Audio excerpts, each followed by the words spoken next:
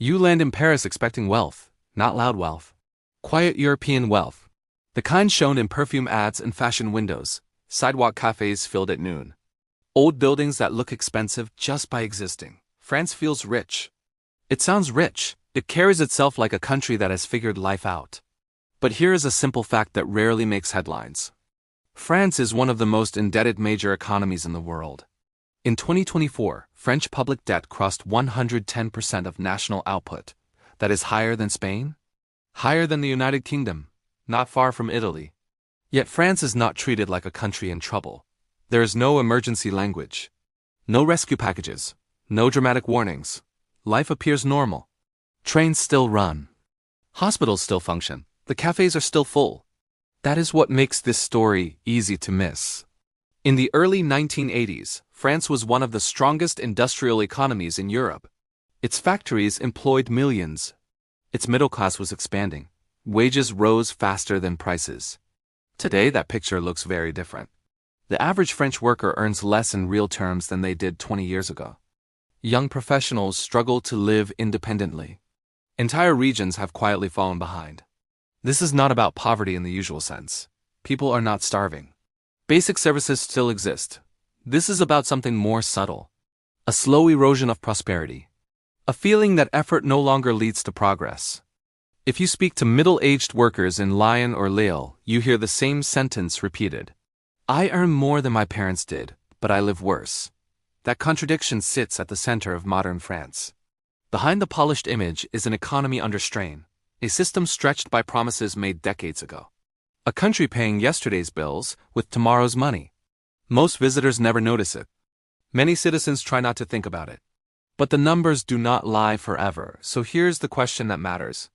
How did one of the richest countries in the world arrive here quietly? And more importantly, what does France's situation reveal about the future of other Western nations? To understand how France reached this point, you have to go back to a period most people remember fondly. The decades after the Second World War, between 1945 and 1975, France experienced what economists later called the 30 Glorious Years.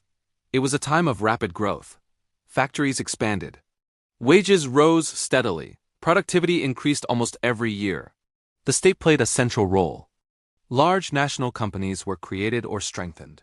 Energy, transport, banking. This model worked well in its time. France rebuilt faster than expected.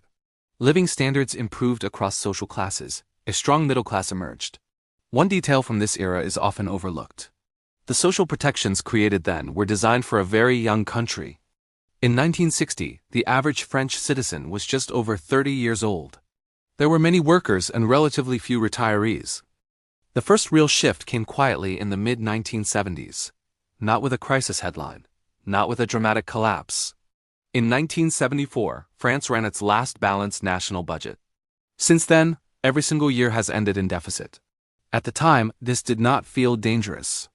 Growth had slowed, but it had not stopped. Borrowing seemed manageable. Then came the oil shocks. Energy prices surged. Industrial costs rose, margins tightened. French leaders made a critical choice. Instead of reducing spending, they protected existing systems. Wages were supported. Social benefits expanded. This was popular. It kept unemployment lower than it might have been. It avoided sudden. What replaced growth was a system designed to smooth everything. Risk was reduced. Volatility was softened. The mechanism was simple. The state absorbed the shocks. When companies struggled, labor rules protected jobs. When wages stalled, benefits filled the gap. When industries weakened, subsidies stepped in. On paper, this looked humane. In practice, it changed incentives. Hiring became expensive. Letting go of workers became difficult. Raising salaries became rare. Over time, firms adapted. They hired less. They invested cautiously. They automated slowly. A small business owner in central France once explained it bluntly. I do not fear competition. I fear paperwork. According to archived labor data, the total cost of employing a worker in France rose far faster than take-home pay. The difference went into contributions and protections. This created a hidden trade-off. Security increased. Opportunity shrank. Young workers entered a system that valued stability over reward. Careers became flatter. Promotions slowed. The mechanism was never announced, it simply settled into place. And once it did, reversing it became politically impossible. The most surprising consequence appeared slowly. Almost invisibly? By the late 1990s, something strange showed up in the data. The minimum wage was rising steadily. Median wages were not. According to Labor Ministry records, the gap between entry-level pay and experienced pay began to shrink. Not because the bottom was falling, because the middle stopped moving. At the time, this was framed as progress. Inequality looked lower on paper. Low-income workers were protected. But insiders began to notice an unintended effect. Experience was no longer rewarded the way it once had been. A human resources manager in Bordeaux described it quietly years later. We stopped talking about raises. We talked about keeping people from leaving. By 2010, more than 1 in 6 French workers earned close to the legal minimum. That number kept growing.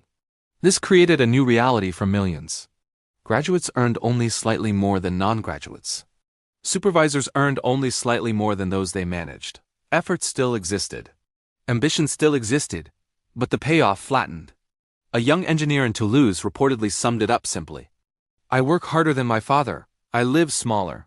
The consequence was not anger at first. It was resignation. People adjusted their expectations downward. They delayed buying homes. They delayed having children. And many quietly asked themselves a difficult question. If working more does not change life outcomes, why work more at all? Once expectations changed, the pressure did not stop. It built year after year. As wages flattened, the state filled the gap. Benefits expanded. Transfers increased. Public spending grew faster than the economy. In 2000, French public spending was already above 50% of national output. By the early 2020s, it moved closer to 58%. To fund this, borrowing became routine. Deficits were no longer emergency tools. They became structural. Interest rates stayed low for a long time. This hit the cost. Inside the finance ministry, reportedly, debt was discussed as a future problem, something to be managed later. Then demographics began to shift, retirements accelerated. Healthcare costs rose, each decision seemed small. Each increase seemed manageable. But together, they compounded. A hospital administrator in northern France once noted an odd contradiction. Budgets were rising, staffing shortages were getting worse. The system was spending more, but delivering less. By the late 2010s, warnings grew harder to ignore. Debt levels crossed symbolic thresholds. Credit agencies began to watch more closely. The escalation was no longer theoretical. It was embedded in everyday services. And quietly, the margin for error disappeared. The breaking point did not arrive with a collapse. It arrived with a proposal. In early 2023, the French government announced a change to the retirement system. The legal retirement age would move from 62 to 64. On paper, this was modest. In financial terms, it was unavoidable. According to pension audits, the system was running persistent deficits. Fewer workers were supporting more retirees. Life expectancy had increased by nearly a decade since the system was designed. What followed shocked outside observers. Protests spread nationwide, transport halted. Refuse piled up in major cities. According to eyewitness accounts, many demonstrators were not radicals. They were nurses, transit workers, office employees. The reaction revealed something deeper. Retirement was not seen as a benefit. It was seen as a promise. Breaking that promise felt like betrayal. Inside government circles, reportedly, officials understood the math. But they also understood the risk. Any adjustment triggered outrage. No adjustment meant insolvency. A senior civil servant was quoted privately saying, "We are choosing between anger now and collapse later." The system cracked not because the change was large, but because it exposed how little room remained. And for the first time, many citizens sensed it. When you step back, a pattern becomes clear. France did not decline because of one bad decision. It declined because of many reasonable decisions layered on top of each other. Each generation protected the previous one. Each reform avoided short-term pain. Each compromise pushed the cost forward. This pattern is not new. History shows it repeatedly. In the late Roman Empire, pensions for veterans expanded as the tax base shrank. In 18th century Spain, imperial obligations outgrew domestic production. In post-war Britain, welfare promises outpaced industrial output. The details differ. The structure is the same. A state grows faster than the economy that supports it. At first, this feels like stability. Later, it feels like stagnation. Eventually, it becomes fragility. France followed this path quietly, without revolutions, without defaults. That is why the warning signs were easy to ignore. The system still functions. The lights stay on. The trains still move. But the underlying balance shifted. Productive sectors narrowed. Dependence on redistribution widened. The country became excellent at sharing wealth, less effective at creating new wealth. Once this pattern locks in, it is difficult to reverse. Because reform asks someone to accept less today, for a future they may not believe in. The question is not whether France sees the pattern. It is whether it can break it. The final frame brings everything into focus. France today is not a failed country. It is a country living on borrowed time and borrowed money. The cafés, the trains, the hospitals, they continue to function. The streets look normal. Tourists see only beauty. But beneath the surface, the math tells a different story. Debt grows faster than GDP. The workforce is shrinking relative to retirees.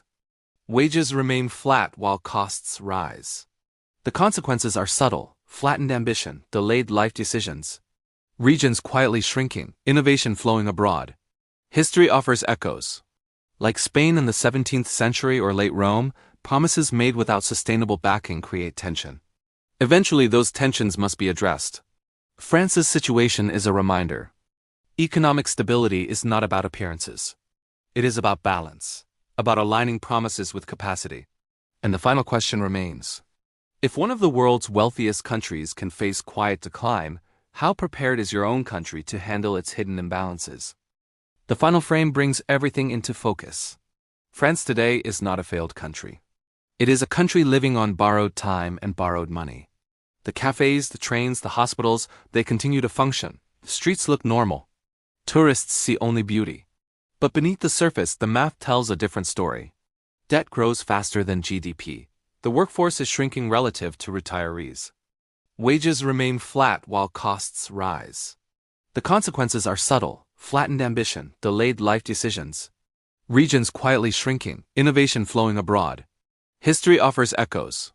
Like Spain in the 17th century or late Rome, promises made without sustainable backing create tension. Eventually, those tensions must be addressed. France's situation is a reminder. Economic stability is not about appearances. It is about balance, about aligning promises with capacity. And the final question remains: if one of the world's wealthiest countries can face quiet decline, how prepared is your own country to handle its hidden imbalances?